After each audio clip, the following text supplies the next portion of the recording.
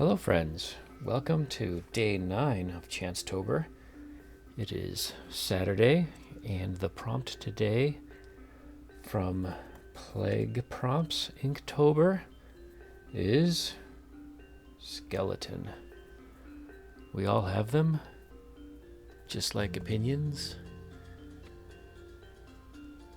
Of course, ours are harder to change. Trying to start out not really wanting to draw an entire skeleton, but I thought I'd draw some of the major bits that we all know and well.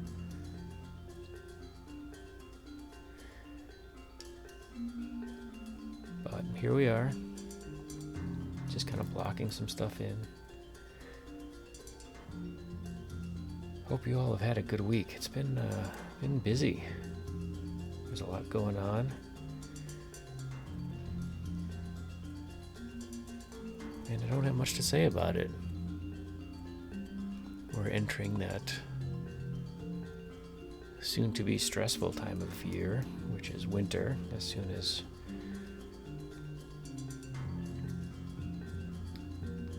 all this is over.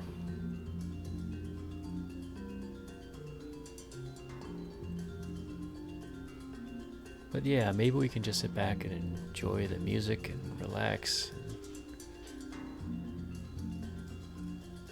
I'll check back in a bit. Be right back.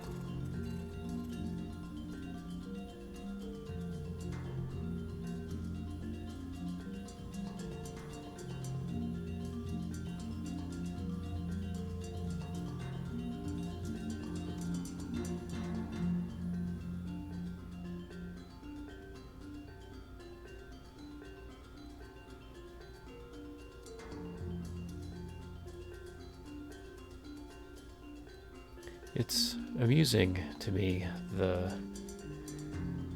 guess it's part of the human condition to want what you don't have. And I've spent a lot of time before Inktober, before Chancetober, drawing in sketchbooks that had a tan or a creamy color to the pages. And all these drawings were relatively quick sketches, and so I spent a lot of time just wishing for a nice bright white page.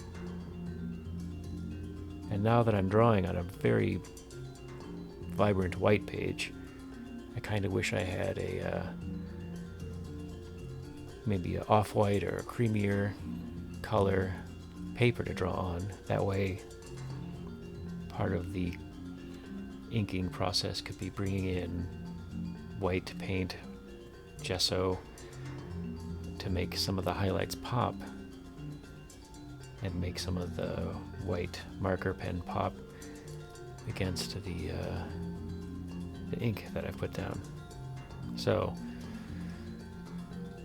fun problem to have.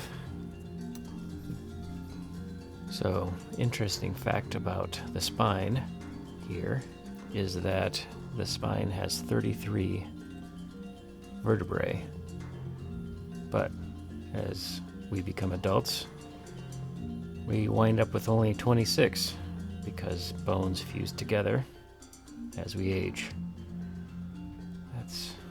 That's gross. That's why I'm not as flexible as I used to be. I'm sure that is the issue there.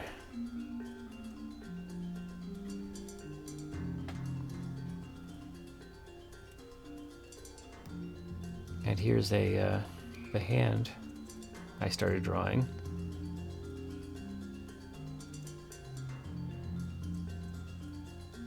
which is made up of 27 bones. 8 in the wrist, but the rest are fingers.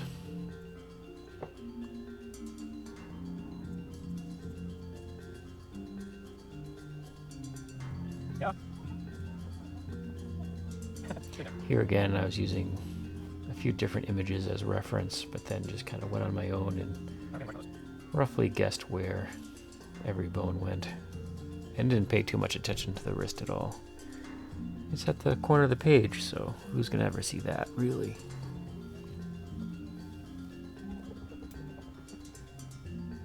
In art school, there were many assignments freshman foundation year that would require us to go to the nature lab and draw skeletons from life.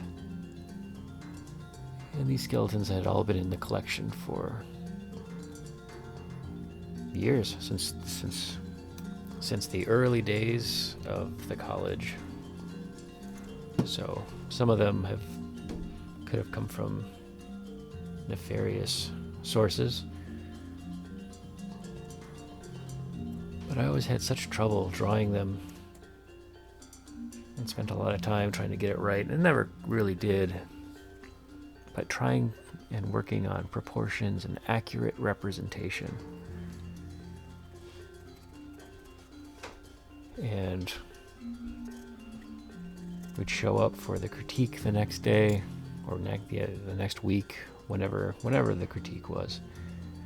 And without fail, I would always feel like the pieces that got the most praise or discussion were the ones that looked nothing like the actual skeleton. Without fail, there'd be a skeleton merging out of another skeleton, or just half of it rendered one way and the next rendered the other.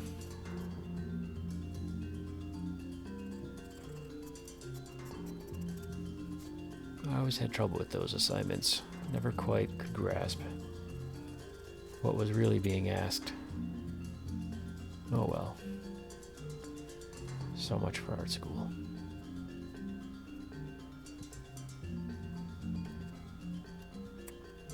Here I threw in a little drawing of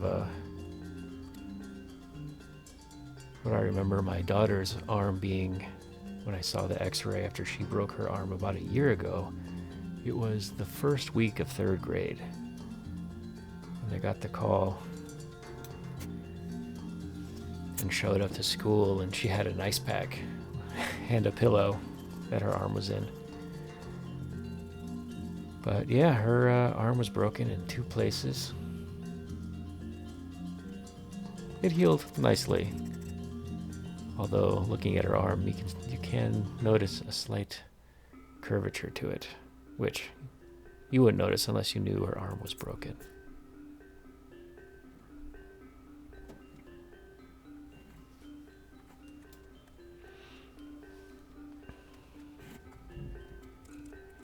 So after that mess, it's a beautiful texture, just wasn't expecting quite that crazy. So here I am just going in, finishing up with some white ink, my white acrylic marker pen, really coming in handy this month. So yeah, I've got a little box of them, and yeah, no complaints. It can do a nice fine line, but it can also just flow really well and block in some highlights.